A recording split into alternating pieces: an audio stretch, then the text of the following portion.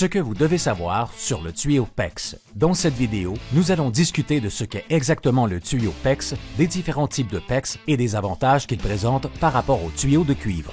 Premièrement, qu'est-ce qu'un tuyau PEX? Le tuyau PEX est un tuyau en polyéthène réticulé fabriqué en ajoutant un catalyseur à la résine thermoplastique. Imaginez une clôture en maille de chaîne dont les maillons métalliques sont en fait collés ou soudés ensemble. Les tuyaux PEX sont disponibles dans une variété de longueur et de diamètre. Il existe également une variété de couleurs comme le rouge qui est utilisé pour transporter l'eau chaude, bleu qui est utilisé pour transporter de l'eau froide, blanc qui peut être utilisé pour l'eau chaude ou froide. Le tuyau PEX orange est un tuyau PEX à barrière d'oxygène utilisé uniquement pour les applications de chauffage hydraulique. Mauve uniquement pour les systèmes d'eau grise, de collecte des eaux de pluie et d'eau recyclée. Et le gris, comme le blanc, qui peut être utilisé pour l'eau chaude ou froide.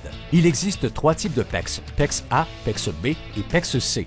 Contrairement à la croyance populaire, A, B et C ne sont pas des qualités de PEX. Ces lettres sont utilisées uniquement pour identifier le processus de fabrication et n'ont rien à voir avec la qualité du produit final. PEX A. Ce tube est produit par une méthode au peroxyde. Les avantages du PEX A sont les suivants. Il est le plus flexible et le seul type de PEX qui peut être utilisé pour les raccords à expansion à froid. Le tube PEX A possède également le plus haut degré de réticulation et ne présente aucune mémoire de bobine.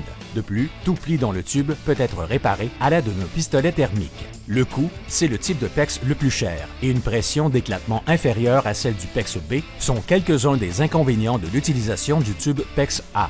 PEX B. Ce tube est produit à l'aide d'une méthode de réticulation au silane ou à l'humidité. Certains des avantages de ce type de PEX sont le coût. C'est le moins dispendieux des tubes PEX. Il possède la plus haute pression d'éclatement et est le plus résistant au chlore, ce qui en fait un bon choix pour les régions où l'eau est fortement chlorée. Il s'agit du type de tube PEX le plus couramment utilisé. Certains des inconvénients des tubes PEX B sont qu'ils sont plus rigides que les tubes PEX A et qu'ils ont une mémoire de bobine beaucoup plus importante.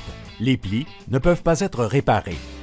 PEX C. Ce tuyau est fabriqué selon la méthode de réticulation par irradiation électronique, également connue sous le nom de réticulation à froid. Les avantages de ce type de PEX sont les suivants. Peu ou pas de mémoire de la bobine et une fabrication plus respectueuse de l'environnement. Les inconvénients du PEX C sont qu'il présente une réticulation moins uniforme et qu'il a tendance à se fissurer. C'est le type de PEX le moins couramment utilisé. Au cours des 20 à 25 dernières années, le tube PEX a gagné en popularité et constitue désormais un choix plus populaire que le tuyau en cuivre pour de nombreuses raisons. Tout d'abord, il y a le coût, tant celui des matériaux que celui de la main-d'œuvre nécessaire à l'installation. Ensuite, le PEX se dilate, ce qui le rend plus résistant aux fissures dues au gel que le cuivre.